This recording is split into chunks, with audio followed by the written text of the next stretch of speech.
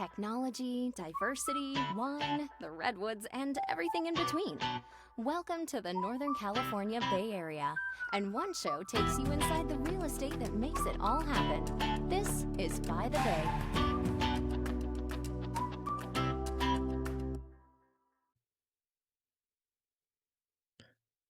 Hey everyone, welcome back to By the Bay. I'm your host, Dan Ancheta, and I'm really grateful that you're here listening or watching on YouTube, Spotify, Apple Podcasts, or any of the other streaming and podcast apps you might be finding us on. Thank you for being in the audience. I appreciate you listening every week or so when we have new episodes of By the Bay. And today I want to introduce my friend Alex Goodman. He is a realtor at Accelerate Real Estate in Windsor, California, specializing in everything to do with Sonoma County. Do you go outside Sonoma County, or are you mostly Sonoma County? I do it a little Marin, little Napa. Little Marin, little Napa, little here. That's pretty common. It's like Sonoma, Marin, Napa, and for the right property, you'll go further. That's right. Hey, Alex, welcome to the show. Thank you for being here. Hey, thank you so much for having me. Alex and I met through BNI, which is our business networking group that we meet on Tuesday mornings, and you are the realtor in the group and I'm the lender in the group. So we are a natural partnership. Thanks for being on By the Bay, and introduce yourself to the audience and give us a little background on how you got into the real estate game and so on. Yeah. So, again, Alex Goodman with Accelerate Real Estate. Geez, where did it all begin? It all began in San Diego. That's where I'm from originally. And, you know, I had aspirations of studying the wine business. That's what brought me up to Sonoma County and Sonoma State. And I, enjoyed that chapter of my life in adventuring the wine business, but just decided it wasn't for me. And, I kind of got lucky and got a job literally on a plane coming back from San Diego, visiting family, right before I graduated college. And, that was Amy's Kitchen, local Petaluma company. Right. Was incredible, corporate atmosphere, really loving, almost like a family, really was. It was, it's a pretty large company, but everybody there is just amazing, and learned a lot there, got a lot of corporate backbone, and just like learned how to be an adult and be in business. And, from there, I had my real estate license, during that time, and was always flirting with doing deals and, checking things out and going to the county and researching. And then, at a certain point during COVID, I kind of just decided, I wasn't traveling as much anymore for work. And, having that office culture was just really like keeping me there. And so, that was kind of dwindling. And I just decided, hey, I really want to, work for myself and go out on my own. And yeah, that's interesting because you come from like a real estate family. Yeah. And that's a huge part of it too. Yeah. So my dad was a mortgage broker for 30 years in San Diego. And, so I lived and breathed it. I was listening to every phone call, Yeah, it's cool what you can learn at the kitchen table when your family's like in the real estate business, and you just kind of listen to what they're doing, they talk about their day, and then it just becomes kind of second nature. So you came up here to go to school at Sonoma State. Yep. And then you wind up, what'd you get your degree in? Business. In business. Yeah. And I did a custom business major. Interesting. I got to choose any class I wanted in the business core curriculum. So as long as I took my like core classes, I chose some accounting, some tax classes, some finance classes, because I just really wanted to get a broad base, Yeah. So Sonoma State is our local university. I went there for my undergrad and grad school, and they have a good business program, and they have a really niche wine business like school. Yep. And so lots of people come here from kind of all over the place that want to come learn the wine industry, not winemaking. Right. Correct. But business. Wine business. Right. Correct. And, you go to Davis or actually Santa Rosa Junior College have a great like winemaking program. Viticulture and enology. For sure. So lots of folks go to either UC Davis for that or to the junior college, because you're here in the heart of wine country and you get your hands on, you go work on a farm, you kind of learn all this stuff. But this is the business school, which is like a lot of people say like, it's easy to make wine. It's hard to sell it. Exactly. And I think they're experiencing that in the wine industry right now. Huge contraction tough right now in that industry. So you come up here to Sonoma State, and then you wind up at Amy's Kitchen, which is a vegetarian organic food brand. Correct. And mostly known for their consumer packaged goods. Exactly. Right? You find them in pretty much every grocery store and major retailer out there. Yeah. And they're a Petaluma based business. Yep. And so you worked as an agriculture buyer for them? Correct. And so what did that job look like? Man, a lot of iterations. And, I started at the office when they were still an office above the warehouse in Santa Rosa. And, I was 22 years old at the time and, just kind of understanding how to, sit still and sit in a cubicle. But initially it was just doing paperwork, learning the job, helping my team, process. I was originally starting in contract manufacturing. So I was coordinating shipments and logistics and making sure things got made on time and all that fun stuff. And then, over time, there was an agricultural component to that. Like we were buying fresh broccoli and then shipping it to a manufacturer to cut it and freeze it and then ship it back to us. And so as we grew and the business kind of evolved and that department grew, we realized that buying it from already frozen, which was a growing opportunity for the business, was probably a more sustainable and less, administratively labor intensive. And also too, we could do more sourcing outside of just California or the US. And so as we needed more volume, the business expanded and we realized that we needed to be regionally diverse in where we source our products because with weather and, natural disasters and, crop failures, we could miss out on a whole year's worth of broccoli if we're only buying it for one or two farmers in one area. Right. And I think at the time it was quickly expanding, right? Because there was manufacturing happening on the East Coast. And then didn't you guys open a plant in Europe somewhere? Yeah. Well, so we didn't quite get to Europe, but we did. So they started in Santa Rosa. They had already had the Oregon facility built from scratch, the ground up, like state-of-the-art facility. And then when I was joining, they had just bought or were about recently buying a manufacturing facility in Pocatello, Idaho. So that was an old Heinz facility. And so they were taking and retrofitting, this like extremely manufacturing focused pump all food through tubes, to get everywhere through the facility to hey, let's bring it back to Amy's handmade. We're going to roll our own burritos and mix our own kettles. And that's what made the brand special, right? Exactly. Super cool. Exactly. And but it makes sense because you have different manufacturing, facilities and you want to diversify.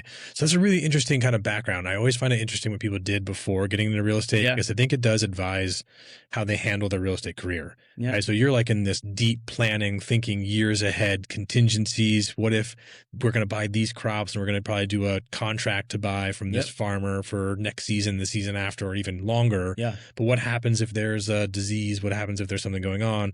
What's our backup plan? How do we diversify our product streams and supply chain? And I'm sure that, that type of mentality and that education kind of growing up in the business that way advises on how you approach your real estate career. Yeah, it's that. And then, there were a lot of elements to that job. And so it's doing all that, all the Amy's is really focused on quality. So it was just finding the stuff that was even going to meet our quality standards, then thinking about all the stuff, just all the strategic sourcing elements of how we're going to buy that stuff and being diverse. And then the other thing is, okay, well, now we got to negotiate these, multi-million-dollar contracts, right? And so we're building these relationships with suppliers and I called it, we had to sell the buy. Because working with Amy's could be so intensive, right? But a lot of the people in the organic world, we were one of the biggest buyers, so they wanted to work with us.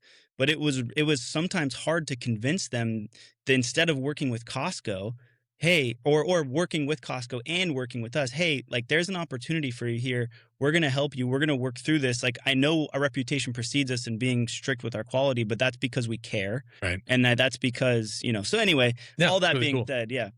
Yeah, and so you move out of the Amy's world 2021. Yep. And jump right into real estate. Yep.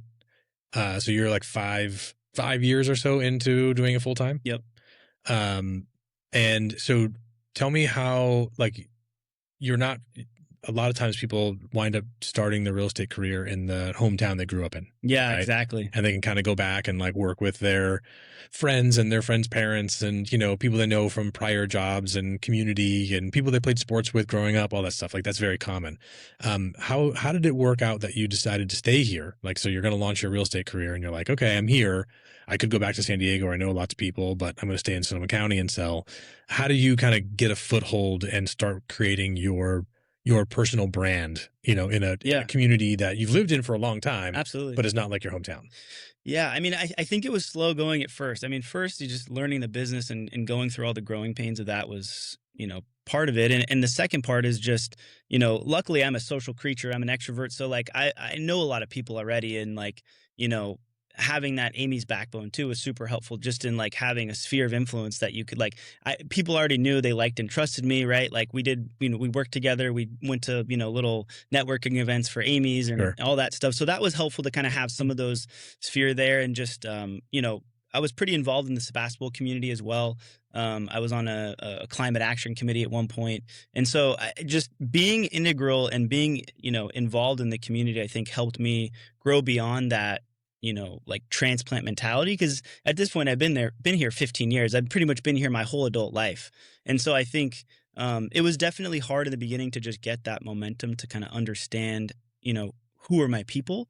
But as I get older too, more and more of my friends and colleagues and things like that in my age group are starting to buy homes. So it starts to be more of that momentum based piece that definitely takes time. But it's interesting. It was definitely a consideration. Hey, maybe it is makes sense to be back in San Diego, but I just love it here. It's just an incredible area. I mean, being in West County for 10 years was just, I mean, there's nothing better to me. And, having a lot of experiences and being in different pockets of Sonoma County, there's just so much to offer here, like fitting whatever lifestyle that you want to live, whether that's, suburban, rural, kind of river living, equestrian. I mean, wine country, we have it all, No, we really you do. know? I mean, you've got some like major metropolitan kind of cities, in Santa Yeah. Rosa, and then you have more rural stuff like Sebastopol. Yeah. And then I've noticed you're doing a lot more up in the Russian River, Guerneville Yeah. area. So tell me about that. That's a real niche market. Yeah. And I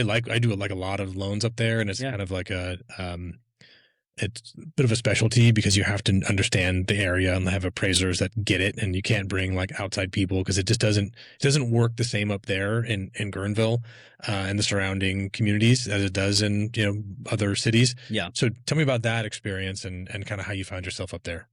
It's been super fun. I think, a couple different factors. I think, just putting myself out there and marketing to that area has been helpful, but also realizing that, for the price point there, getting a single family home in Santa Rosa versus, the river area, you can get a lot more bang for your buck there. And you can also be in an area where you can, walk outside 5 minutes and put your kayak in the river. Right. And so I think that lifestyle for kind of the millennials or people that want to be outdoor focused really makes sense for them. And if they can make it work with working remotely or just commuting into Santa Rosa or Rohnert Park, it was kind of a selling point for me to like, hey, let's look at other options outside of, the Rohnert Park City, Santa Rosa stuff, so that at least you understand what that looks like and how that lifestyle can kind of support you. And it was definitely a learning curve. I mean, I already lived on properties with septic and well for,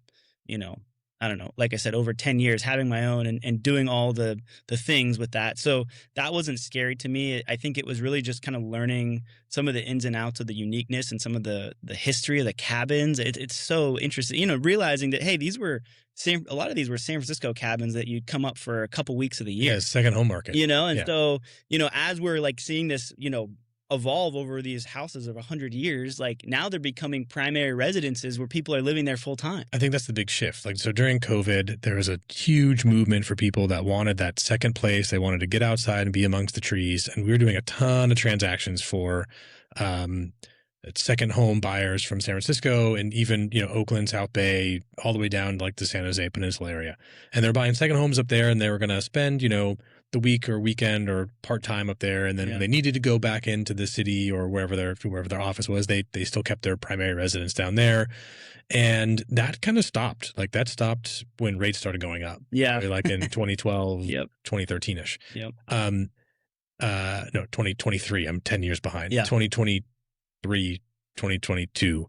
I think I do that regularly. Anyway, and so I think it's really interesting how that local economy is evolving to be more of a primary residence play with people living out there and then commuting in, either telecommuting or commuting in, like you said, to Santa Rosa.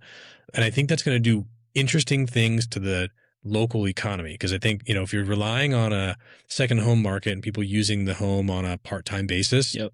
you don't have enough kind of ongoing daily commerce to support, some types of businesses. But if people are living there full time, then you need the full-time type businesses to support them. So I think that is an evolution that's very interesting to me that I'm kind of keeping an eye on. And as that infrastructure is built out there and there's more, there's less of a reason to go into Santa Rosa or drive into a bigger city and it's like self-sufficient, I think that's going to drive prices up. And right now, the big appeal is that you can get a single family for, in the $400,000 or $500,000 range, right? It's one of the more affordable places to buy in the area, unless you go further north, right? And Lake County, Mendo, and so on. And then you have commute issues there as well. Exactly. Yeah.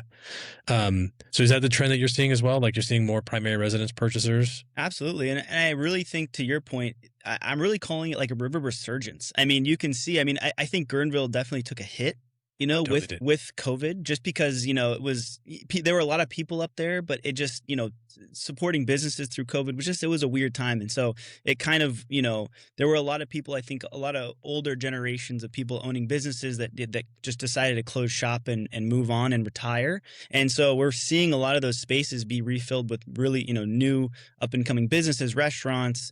There's even a restaurant in Guerneville with the tasting menu for the San Franciscan folk, so we didn't see that, 5-10 years ago. Right. Yeah. So I think we're catering to that, to different audiences, but I also think we're building enough infrastructure and stability that people see the value in moving there, and it's not like there isn't enough for them. And so, and a lot of good places too, not just, hey, this is just Mexican. Hey, this is a place people would come to Sebastopol for, Yeah. No, I think so. I'm always looking at the trend and trying to go, okay, like what's the next move, right? Like talked about it before in the show that years ago, I grew up here in Petaluma, and like the idea of going to Cloverdale, that was like so far away. That was like Oregon. That was forever away. Yeah. And now it's like, that's kind of that's like normal. That's like, you're still in the core of Sonoma County, right? Yeah. And I think that was always the intent, because like Cloverdale built their smart train station before the smart train even had financing. They're like, bring the train here. Let's go. Bring us into the fold. And they still don't have train service yet, but hopefully they will at some point.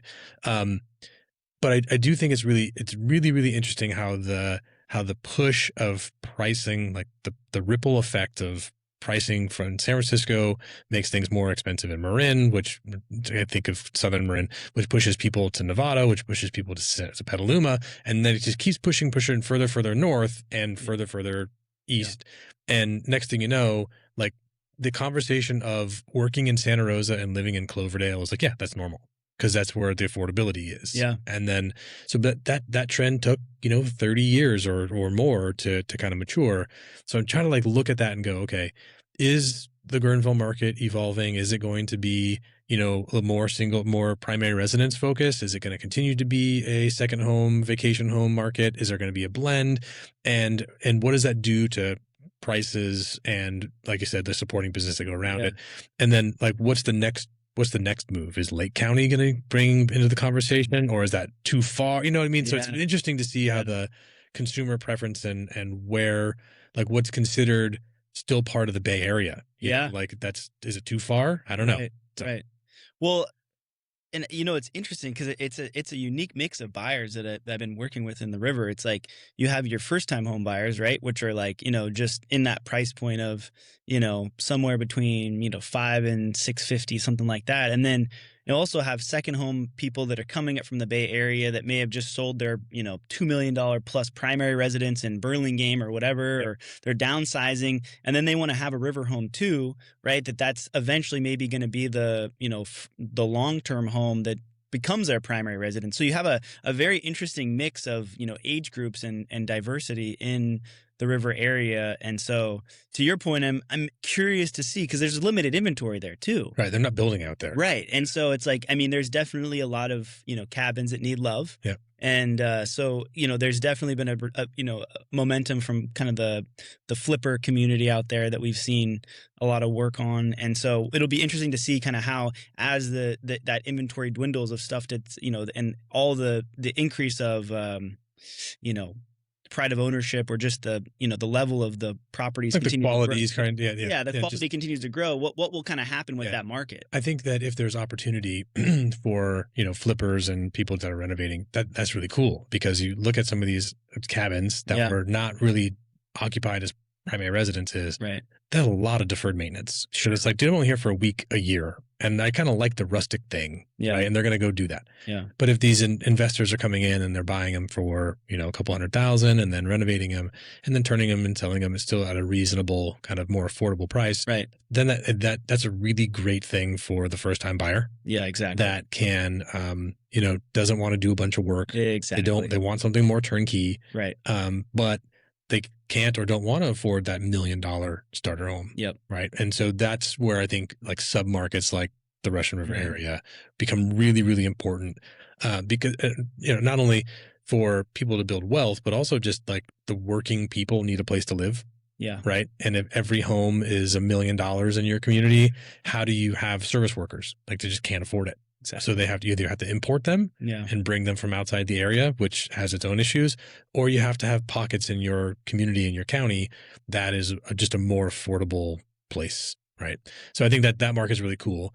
And it's neat to see that you're working up there, because I think that's relatively new. I think you were kind of like Sebastopol was kind of you're doing a lot more out there. Mm-hmm. And now I've seen your posts, your social media's been lighting up lately. Yeah. And I'm seeing like, hey, I'm highlighting this property out in the river. And I think bringing attention to that as not just a second home market is a really good, smart marketing play. So good job on you. Thank you.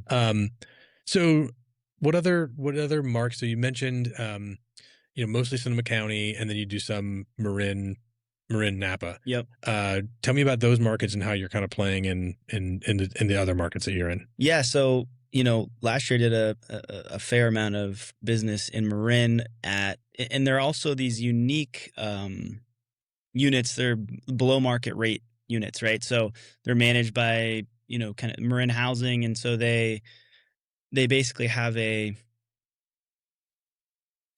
throttled approach on how they do or they have a limited growth approach, I guess, on how they do their appreciation, right? Okay. Because they're trying to be affordable housing, essentially. So these are mandated below market rent, or below market, but you own them. They're not rental units. Exactly. And these are the ones that have like the shared appreciation. Is that how that works with them? Yeah, it's just kind of it's basically, I think, like there's a specific way that they do calculations. I don't exactly know how they do it. On how much the price can go up. Exactly. So if you bought it for $300,000, and you, even though the market might say that it's worth $700 now, right? There's a formula you have to follow that limits how much you can sell the house for. Exactly.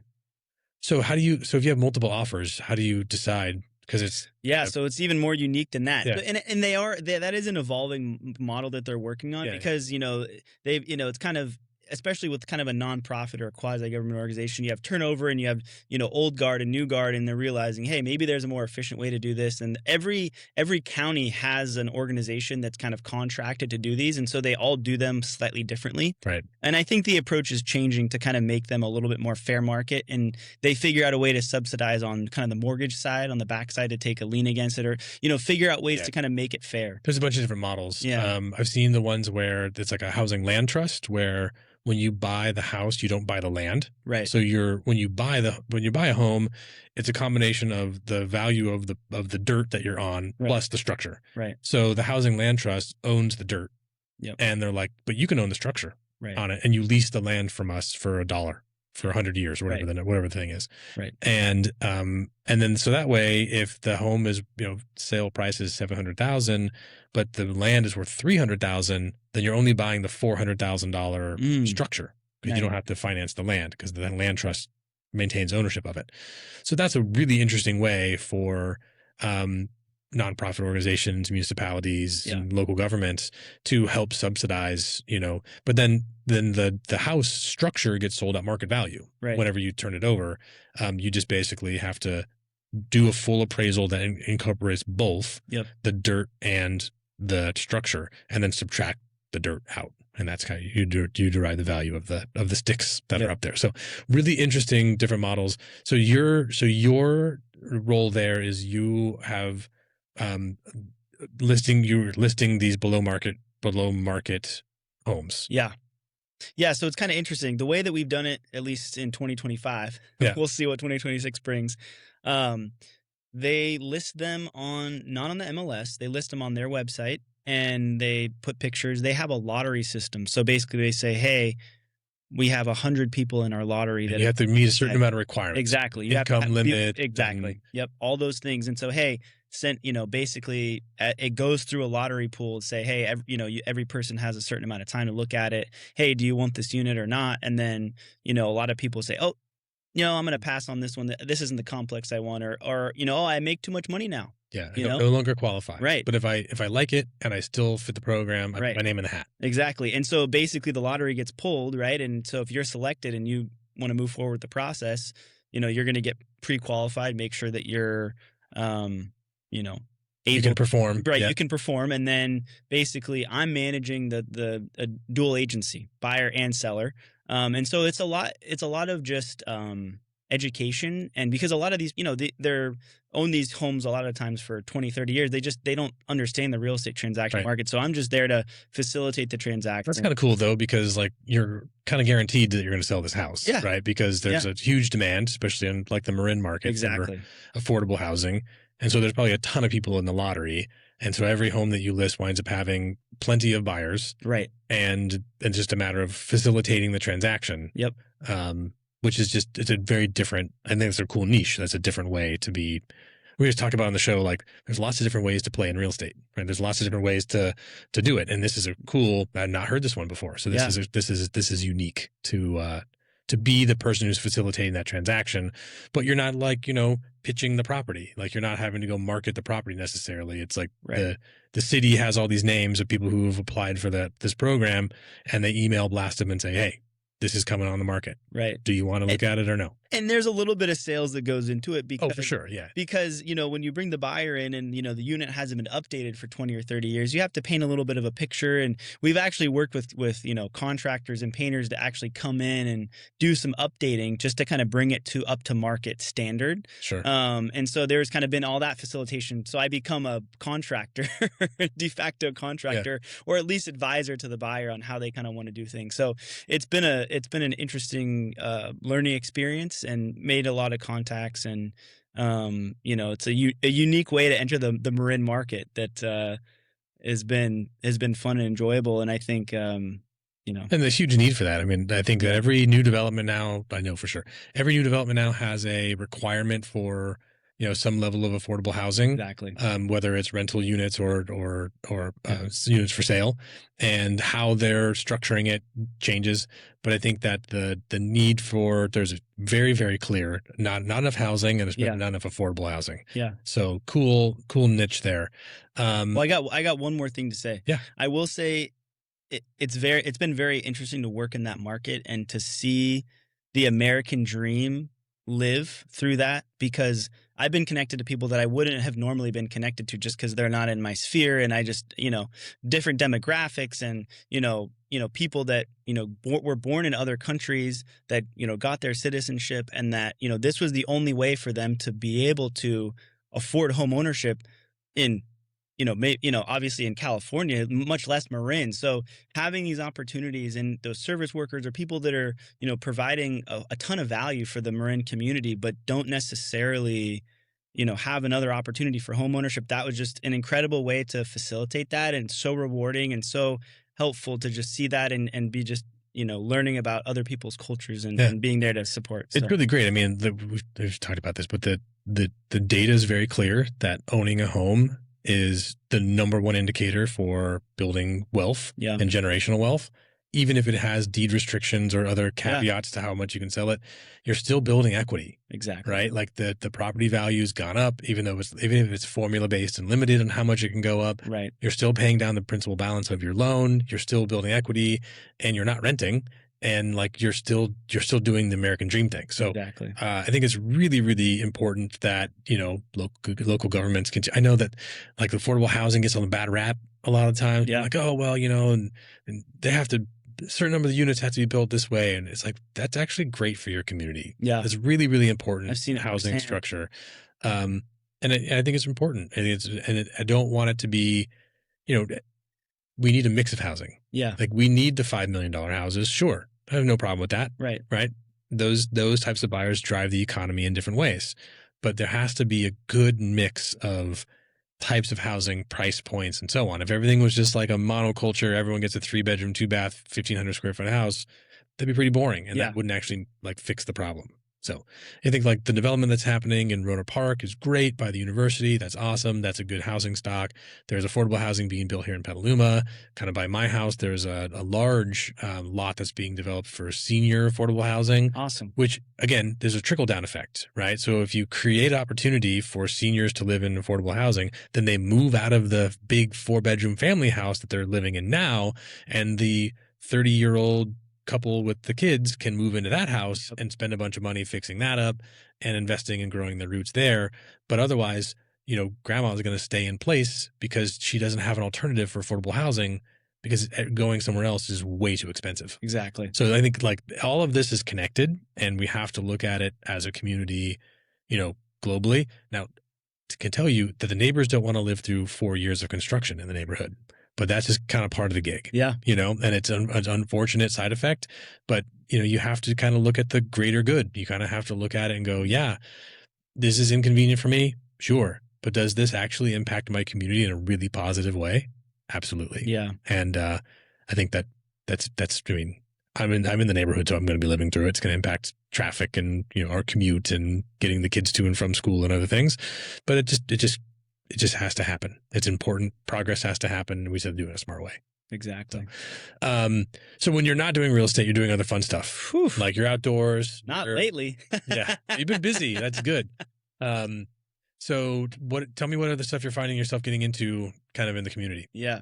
I've been pretty serious about working out the last, 8 months, I would say, just, really staying consistent. You and your crew, don't you and the Accelerate guys get together like we do every morning or every couple days? I just join on Fridays. I do my cardio day up in Windsor at the foothills, and we get a good run in.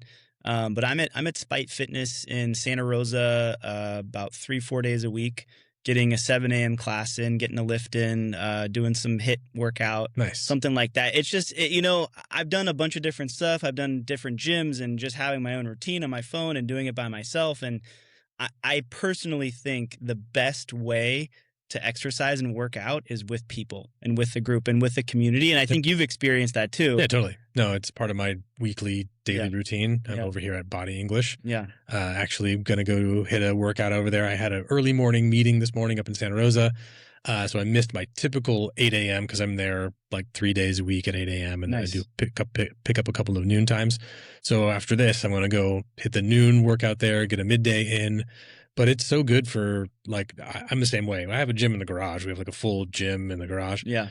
But I never use, I very rarely use it. If I do use it, I don't use it effectively. Yeah. Like I need to be amongst people. I need a coach to tell me what to do. Yep. If I go to the big gym, I run into people that I know and I wind up sitting there talking because I'm a very social person and I don't get my workout in, or, I'm not feeling it. And I'm like, I'm going to go do 3 things I like to do and then neglect the rest of it. And so for like the last year, just 15, 16 months now, I've been doing pretty consistent.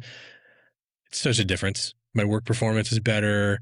I think I'm a better parent. Yeah. I'm a better partner. Yeah. Just like I sleep better. I have better like overall quality of life. Yes. But it's hard work.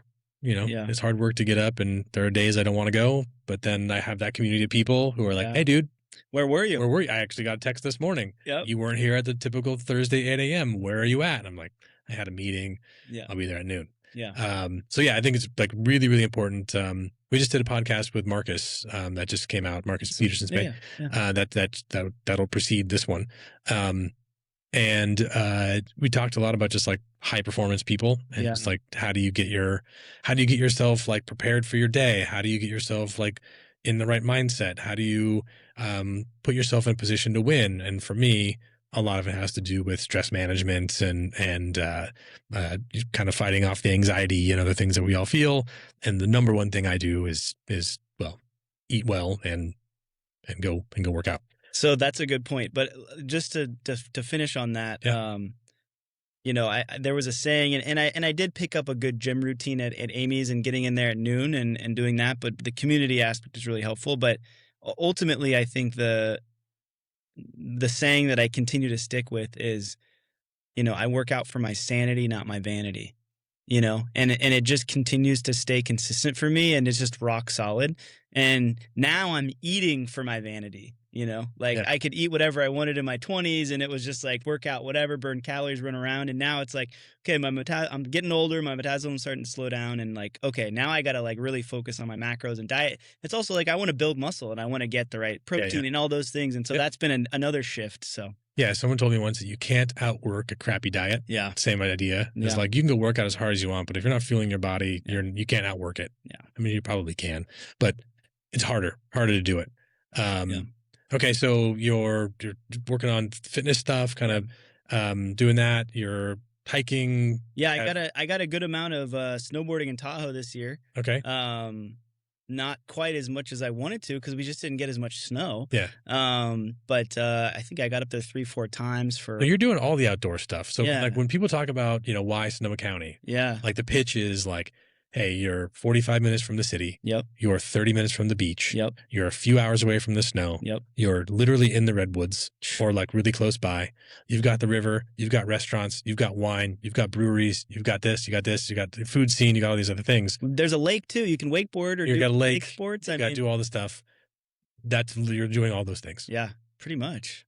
So you're the quintessential example of someone who relocates here and then does all the stuff that we talk about. Yeah. Because there's lots of folks that I know that, you know, we never get out to the beach. You know, we never go. I lived 10 minutes from the beach and I didn't get out there as much as I wanted to. Yeah. You know, I mean, the beach is the hard, you know, that's the biggest thing coming from Southern California. Yeah. That I think people get wrong is just, it's different. It's absolutely gorgeous, but bring a jacket. Yeah. There's only like,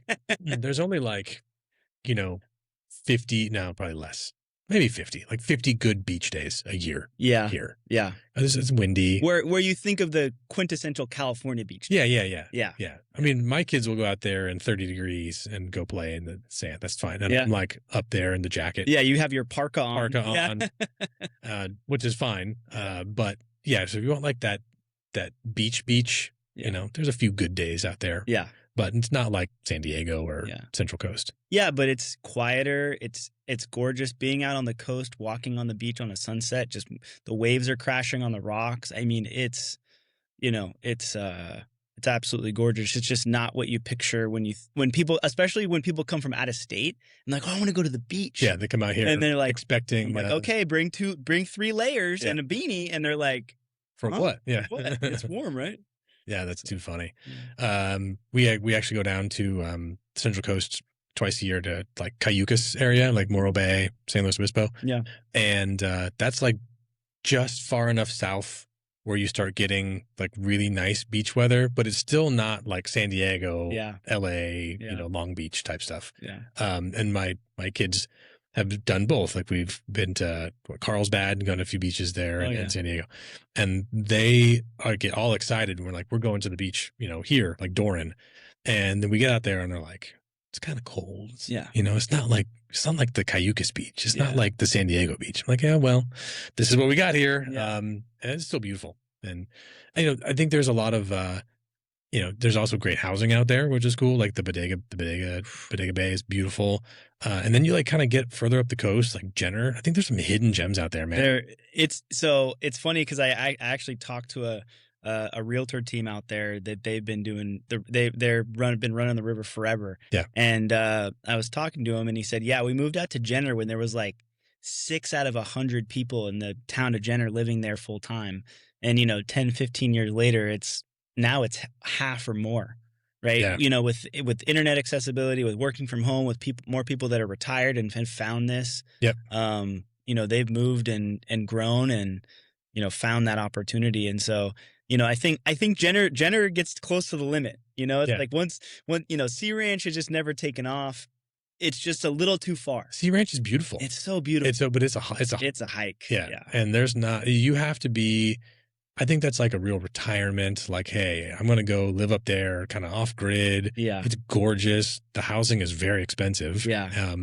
But a really beautiful solution if you want like a more secluded kind of retreat. Yeah. I know some folks up there and they really enjoy it. And it's just, you can't beat the views. There is a little chapel if you ever go up there. Okay. It's like kind of like a little meditation, and it's just like picturesque. I mean, it looks like it's out of The Hobbit. I mean, stained glass and just all this woodwork. Huh. It's just so, there's all those gems along the Sonoma coast that you wouldn't know about, and so you go in there and there's music playing and you just sit there. I also like to meditate. I think that's okay. Go in there and do even like a little 5-10 minute on you're on the coast. You walk out, you just look at all the redwoods and you're just like, we're so lucky. Yeah. We're so grateful. So amazing. Yeah. All right. So I always kind of like to ask like some practical stuff, Sure. like tips for people. You're working with a lot of home buyers, Yeah. right? So what tips do you have for home buyers right now in this current market?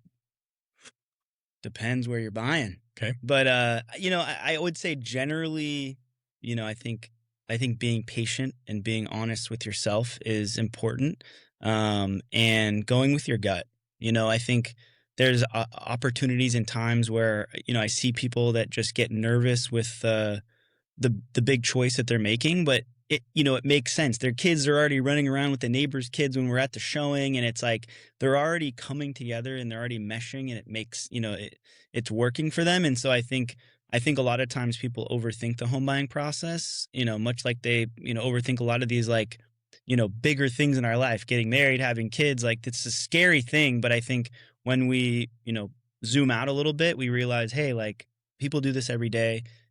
Housing is an essential part of your life. And like, let's make an informed and educated decision for your lifestyle. But like, let's also be, let's have some courage to like make a solid decision for your family and continue to help build your wealth and align with your goals. And so I think that's part of it. And I think also just, working with somebody that you align with and that you trust, because that I think is a big thing for me, and like something that I'm, honored to hear when I'm like talking to my clients and explain to them like, hey, I'm here to advise you. I want to be, I obtained a certain moral and ethical standards. I'm never going to pressure you to do something. And so like when we're talking through, a multiple counteroffer or this or that, and they're like, Alex, whatever you tell us to do, we trust you. And we make that decision. And so I think leaning on your advisors and leaning on the people that do the work every day and realizing that we have your best interests in mind, Yep. I think goes a long way. And so, and it's also just, collaborating and talking to people that have done it too. I think getting advice from parents, family members, friends in the community. Don't be afraid to like talk to people about their experience. I think really understanding why people are doing something, like why are you buying a house? Yeah. Is it purely for future gains? Right. That's a different conversation than someone wants Yeah. a stable, safe place for their family to be raised and to connect with their community and to grow. Different, totally, like, could be the same house, Right. but totally different, like, motivator. Right. So, like, I think to your point, it's like the details are a little less important, and like things being perfect aren't as important when you find the right vibe and the right place and like the right sense of home. And then it's like, look, we bought our current home, and it needed a ton of work. Yeah. I mean, it was livable. We lived in it for a number of years before we wound up remodeling it significantly. But my wife was like, I like the energy of this place. Yes. And I have a good feeling about it. Yeah. And I like the neighborhood, and our friends live across the street. And like, we know this area, and this is a place that we can grow roots. Now, it was not the perfect home, right? It needed a bunch of work. But we like took our time, we lived in it, we budgeted, we saved, and then we wound up making the improvements that we needed to make it feel like our forever home. Yeah. Right. And I think like that type of like check in with yourself and be like, hey, what's the feeling here? Yeah. How does this, what's our real motivator? It was not to turn a profit. It was to have a place to raise our kids. Right. And it's like on a quiet end of a quiet street. There's a playground down the hill. Like, it's a safer community. Like, it just made a lot of sense for us. Yeah. So I think, take the temperature, take what's the vibe of it? How does it make you feel? And then the floors not being the floors that you prefer is a little less important. There's fixable problems. You can go fix that. Yeah. Yeah. Well, and I think to your point too, it's like, I think that's what I really focus on when I'm meeting with a new client is like, whether it's in Guerneville or Petaluma or whatever, is, hey, what's your lifestyle? What do you do? Like, walk me through what's going on in the next couple weeks of your life. It's funny because it's like, it takes time to tease that thing out. You're meeting somebody new that you may or may not know very well. It's a referral and you met them one time or whatever. And so it's like, you have to kind of like get to know each other. And so like, then the real things start to come out. And so, it's funny. It's like, and it's also just how you ask things because I was talking to a client yesterday, and we were walking around Petaluma looking at different properties. We walked, which was awesome, by the way. First time I've done that.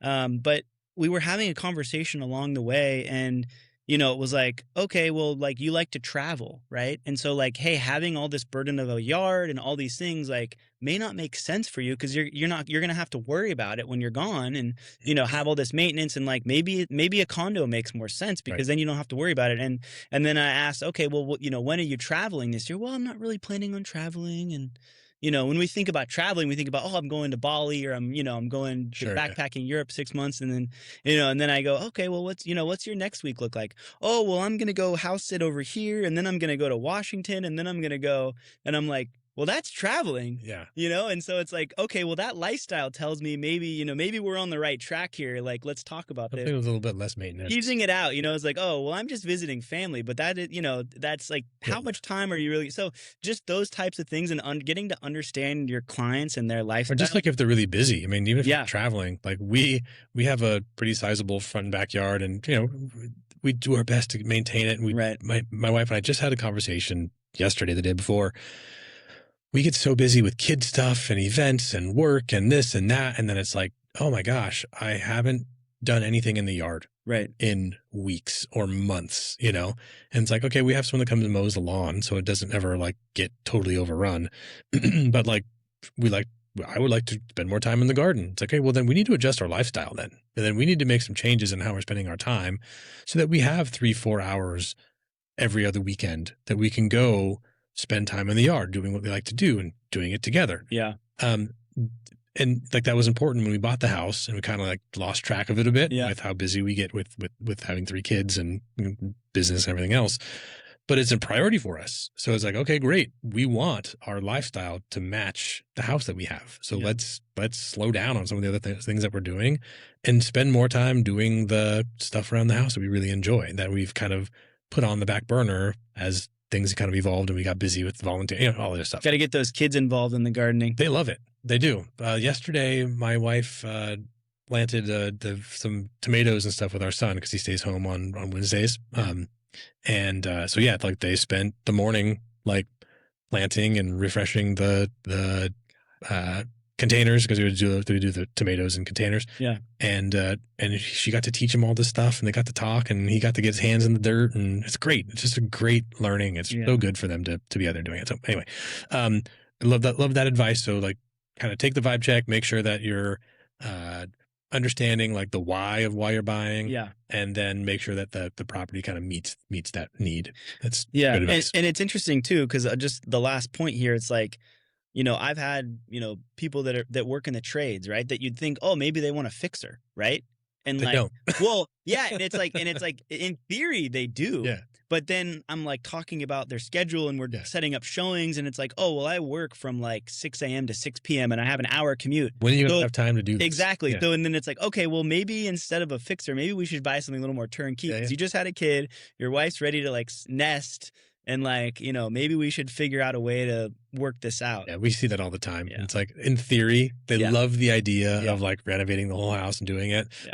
But in practice, they're not ever going to do it. Exactly. And it's just like, they're busy. They're doing their thing. And like, while you have the skill set to do it, you don't have the time or energy to do it. And so that's not a good solution for you. Yeah. And it's okay. Yeah. Unless you want to like buy a job. Exactly. Right? And I've had some contractors that do that where they're like, hey, it's going to be slow this winter. So I'm going to renovate my house. My crew's going to come out and renovate my house this winter because we don't have any other work. And that's okay. They're going to pay them to like do their own house. Totally a cool strategy. Good for you. But that's relatively unique. And it's also like, first time homebuyers coming into like a fixer is like a big jump. It's like maybe that second house. Yeah, dude, I think I'm gonna do a whole, that you've inspired me, but I think we're gonna do a whole episode about, I've got a lot of people who want to buy land and build. Oh boy. And that is such a hard process. I have a few people who are in the process of doing it right now, and it's hard. It's really, really, it sounds so attractive to be like, I'm going to find a really nice lot. Yeah. I'm going to build the perfect house on. I mean, if these are first time home buyers. Oh my gosh. And the amount of stress that it's doable. And if you want to do it, I can help you, but it is a hard process and you should know what it entails. Don't I know it? Or, buying something that's really beat up and fixing it. I think I should do a whole episode about these types of properties, because it is not for the faint of heart. It is a difficult process overall. It's totally doable, but you have to be, it becomes a more than part-time job. Oh, it becomes a full-time job. Yeah. In addition to what you're doing now. Yeah. So, anyway, cool, man. Well, hey, thanks for coming on the show. That time flies by, huh? Sure does. And appreciate you being on By the Bay. And we'll have you back sometime. We'll talk more real estate, and we'll make sure that all your contact information is in the show notes and people know how to get a hold of you. Alex, I appreciate you being here, and we'll see you all soon. Thank you so much for having me, Dan. For sure. Appreciate it. For sure. Cheers. Stay up to date with Bay Area real estate.